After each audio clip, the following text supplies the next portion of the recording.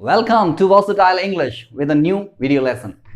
Well, dear all, आज हम बात करेंगे सिंपल प्रेजेंट के इंटेरोगेटिव यानी कि प्रश्नवाचक वाक्यों की, इंटेरोगेटिव सेंटेंसेस की, क्योंकि हमने अभी तक जब बातें सीधे से हो रही हों यानी कि अफर्मेटिव हों, जब उनको एक्सेप्ट करा जाता हो और जब नेगेटिव हो, जब मना किया जाता हो, वो हमने दोनों देखे। आज हम बात करेंगे प्रश्नवाचक की, जब हम प्रश्न पूछते हैं।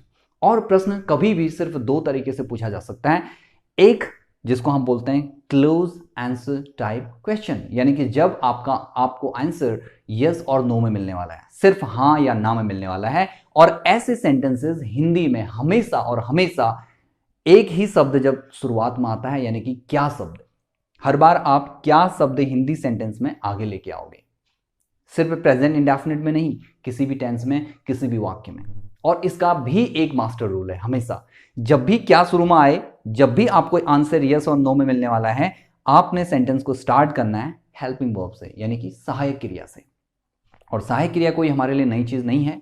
इसका नेगेटिव में हमने कल इसका यूज देखा, और हमने ये भी देखा कि सहायक क्रिया सब्जेक्ट के अकॉर्डिंग, यानी कि जो उसमें करता है उसके अकॉर्डिंग यूज होता है। और कल हमने यानी लास्ट लेसन में हमने देखा कि किस तरह से अगर हमारा सब्जेक्ट यानी कर्ता प्लुरल होगा तो हम डू का यूज करते हैं, और सिंगुलर होगा, एक वचन होगा, तो प्रेजेंट इंडेफिनिट के अंदर डज का यूज करते हैं। और आंसर हमें सिर्फ यस और नो में मिलने वाला है। तो बहुत ही आसान है। जैसे हमने इसी सेंटेंस को हमने कहा था वर्षा होती है, हमने कहा था इट रेन्स, फिर बात आई थी वर्षा नहीं होती है, तो हमने हेल्पिंग वर्ब के बाद नॉट लगाया था, हेल्पिंग वर्ब डज आई थी। मैं फिर से आपको रिमाइंड करा रहा हूं, इट डज नॉट रेन। और आज बात हो रही है क्या वर्षा होती है, क्या आंसर मिलने वाला है। ये एक तथ्य पूछ रहा है, क्या वर्षा होती है यहां पे, तो आप या तो हां कहेंगे या ना कहेंगे।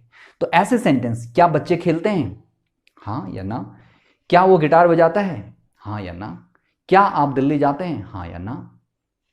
ठीक है, क्या आप एक स्टूडेंट हैं, हां या ना। तो हर बार जब आपका सेंटेंस क्या से शुरू होगा तो आपने सिर्फ एक काम करना है, आप हेल्पिंग वर्ब आगे लेके आएंगे। आगे टेंस के अंदर, आगे सेंटेंसेस के अंदर भी आपको यही फॉर्मूला हेल्प करने वाला है, इसलिए इसकी आदत यही बना लेंगे तो आगे चीजें आपके लिए आसान हो जाएंगी।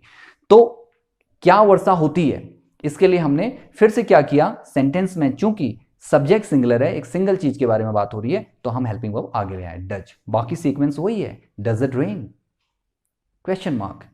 फिर क्या बच्चे खेलते हैं, अब बच्चे ज्यादा हैं, यस प्लुरल है, ज्यादा बच्चों की बात हो रही है, तो ज्यादा बच्चे यानी कि प्लुरल सब्जेक्ट, यानी कि सब्जेक्ट डू, यही आगे आ जाएगा। डू चिल्ड्रन प्ले, सब्जेक्ट आया और वर्ब आया, डू चिल्ड्रन प्ले। देन क्या वह गिटार बजाता है, फिर से एक सिंगल पर्सन की बात हो रही है, क्या वह गिटार बजाता है, सिंगल पर्सन, फिर से सिंगल है तो does. Does he play guitar, does he play the guitar. The guitar यहां पे दूसरा रूल है जो हम आगे बात करेंगे कि गिटार के आगे द या द का यूज क्यों हुआ। तो ऐसे कोई भी सेंटेंस होंगे, हर बार जब आप खाली आंसर यस और नो में चाहते हैं तो आपका sentence her bar do does do does do does से ही प्रेजेंट इंडेफिनिट के अंदर स्टार्ट होगा। Very simple. अब चलते हैं टाइप 2 इंटरोगेटिव। टाइप 2 क्या है, टाइप 2 यानी जब आपके प्रश्नवाचक शब्द अंग्रेजी के अंदर जो क्वेश्चन वर्ड्स हैं, what, why, when, where, which, how many, how much, how, ये सारे आपके वाक्य के हिंदी में बीच में आएंगे। क्यों, कहां, कब, कैसे, किसने, कितना, किस लिए, कौन सा, कौन सी, ये सारे शब्द आपके सेंटेंस के बीच में आएंगे। इसके लिए भी मास्टर रूल इतना सा है कि अब हमने वही प्रश्नवाचक शब्द जो सेंटेंस के बीच में आ रहा है उसी को आगे ले आना है, बाकी सीक्वेंस यही रहेगा। मैं फिर से बता दूं, क्योंकि ये लगने में, दिखने में बहुत आसान है, लेकिन इसमें मैंने देखा है बहुत सारे बच्चे, इंग्लिश मीडियम स्कूल के बच्चे या जनरल टॉक में भी लोग गलतियां कर देते हैं। वो प्रश्नवाचक शब्द आगे तो लाते हैं लेकिन उसके बाद ये सीक्वेंस नहीं लाते, यानी आदत बन जाती है सब्जेक्ट को आगे लाने की। क्योंकि मैंने कुछ बोला और आप समझ गए, तो हम कभी भी इस बात का ध्यान नहीं देते कि ग्रामेटिकली ये करेक्ट बोला गया या लिखा गया। क्योंकि कम्युनिकेशन का मतलब है मैंने कोई चीज कम्यून किया, आपको कन्वे किया, आप समझ गए, दैट्स ऑल। लेकिन हम यहां पे ग्रामेटिकली चीजों को अच्छे से सीखने के लिए हैं। तो यहां से ये हैबिट यहीं से हम बनाएंगे। इसके लिए ये तरीका मैंने ढूंढा है, अगर इस तरीके से आप चलेंगे, this is the simplest way of making habit and learning grammar correct. So dear all, देखिए क्या हो रहा है यहां पे मैंने सेंटेंस लिया टाइप 2 इंटरोगेटिव, जैसे कि मैंने बताया इसमें प्रश्नवाचक शब्द बीच में आएगा, तो यहां बीच में आ गया वर्षा क्यों होती है। इसको लॉन्ग आंसर टाइप क्वेश्चन भी कहा जाता है। क्यों? क्योंकि अब आपका उत्तर सिर्फ हां या ना में नहीं होगा, अब आपको पूरा बखान करना पड़ेगा, पूरा एक्सप्लोर करना पड़ेगा। जैसे वर्षा क्यों होती है, ये एक बड़ा क्वेश्चन है और एक वैज्ञानिक क्वेश्चन है, राइट? एक साइंटिफिक क्वेश्चन है, इसको आपको एलेबोरेट करना पड़ेगा, इसको काफी एक्सप्लेन करना पड़ेगा अलग अलग तरीके से। तो इसलिए यहां पे हम आंसर सिर्फ यस और नो में नहीं देंगे, जबकि ट्रांसलेट करने के लिए बहुत छोटा सा बदलाव हमने किया, क्यों शब्द को ही आगे ले आए। बाकी अगर आप क्यों को हटाएंगे तो आप देखेंगे ये वही है, डज इट रेन, टाइप 1। तो टाइप 1 के आगे आप क्वेश्चन वर्ड लगाएंगे तो ये टाइप 2 बन जाएगा। अब आप क्वेश्चन वर्ड वाई हटा दो, किसी और को भी ला सकते हैं। वाई डज इट रेन, वर्षा क्यों होती है, वाई को हटा दो, हाउ ले आओ, हाउ डज इट रेन, वर्षा कैसे होती है। व्हेन डज इट रेन, कब होती है। वेयर डज इट रेन, कहां होती है। बहुत आसान।